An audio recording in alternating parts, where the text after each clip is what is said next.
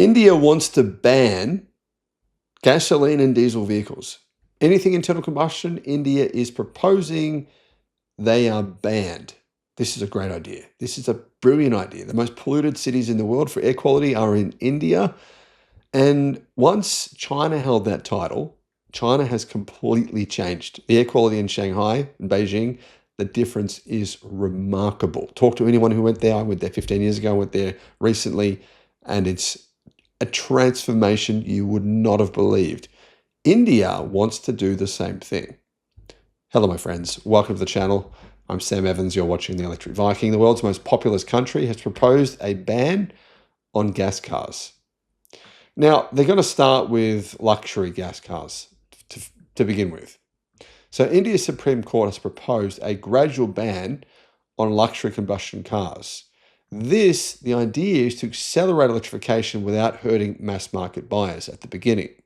Now, judges say premium EVs already match gasoline and diesel rivals, so it doesn't make any sense for premium vehicles, right, to be diesel or petrol powered. EV adoption in India, the world's most populous nation, has been slower than policymakers anticipated, which is surprising considering this year EV sales are up 48% worldwide for non-China, Europe, and North America. So Europe, China, North America, exclude them. The rest of the world, EV sales have grown by 48%. You would think India would have to have played a role in that, right? The country's Supreme Court believes it has found a lever to accelerate change. Judges have urged the government to consider a phase out of luxury internal combustion cars, saying a targeted approach could push cleaner mobility without disturbing the broader market and without potentially alienating their voting base as well.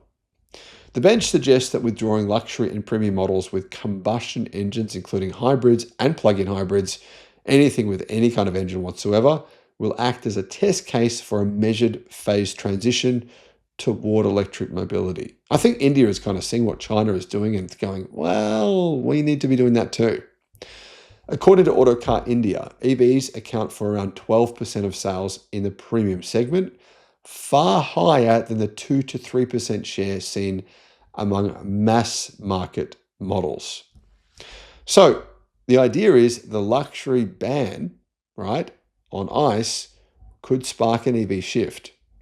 Critics point out that luxury vehicles represent a tiny fraction, though, of India's automotive landscape, arguing that the proposed ban would have a limited impact on national emissions.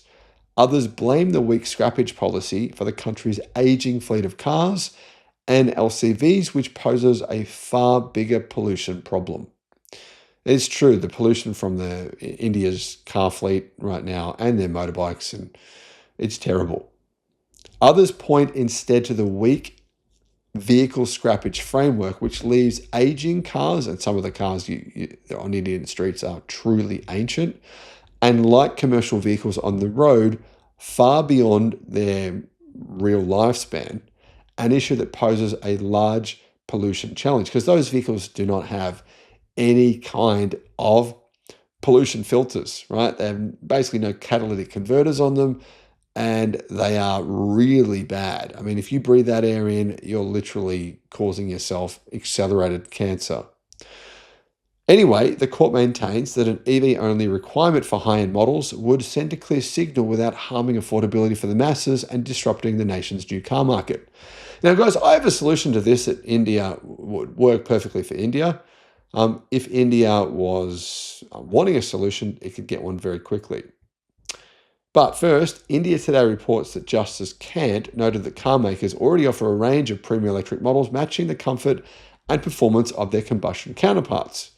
He said, since these vehicles cater to a very small and affluent segment, imposing restrictions on high-end petrol and diesel cars can be a starting point. The common man, though, will not be affected, which is a good point. Now, in my opinion, India could easily solve this problem by simply saying to China, guys, our market is open to you. It's open to your affordable EVs. You know, India can maybe exclude whatever Chinese luxury cars and higher end vehicles, but anything under 15,000 US dollars, if India said to China, we'll take them, basically have the same policy as Australia does and other countries where there's no import tariffs, This would solve the problem immediately, because the truth is that EVs in China are cheaper than internal combustion cars, all types, in India. They are. If you actually look at them, you can find EVs in China that are better than internal combustion cars in India that cost the same price. I think this would solve the problem. But India doesn't want to do this because India hates China. There's a huge rivalry. Everything from China is considered bad by the Indian government. Luxury brands such as Mercedes-Benz and BMW already maintain substantial zero-emission lineups, yet an internal combustion ban would inevitably reshape their operations in India, bringing ripple effects the Indian government hopes for local employment and supplier investment. For now, though, the idea is a proposal. Nothing's happened yet. And the truth is, India needs something to change quickly. Health costs in India are skyrocketing because of the immense emissions, pollution, which are, like I said, the worst in the world. Unfortunately, India has the worst air quality in the world. Many of the cities in India are highly polluted, and we know that there's actually attributed this pollution to millions of deaths every year. It's absolutely shocking. And I feel very, very sad for a lot of the families and children that have to live in this. Smog is horrendous in these places. As a result, local governments in India are considering banning the sale of internal combustion cars. I think they have to do this. I don't believe they have any choice. And this is the solution to millions of excess deaths. Hello, my friends. Welcome to the channel. I'm Sam Evans. You're watching the Electric Viking. It's great to have you with us. So what's all of this about? Well, there was a media report recently revealing the 20 most polluted cities in the world. In the top 10, I believe quite a number of them were located in India. India is now mulling or considering a ban on internal combustion engines and then blocking fuel sales to older vehicles as well.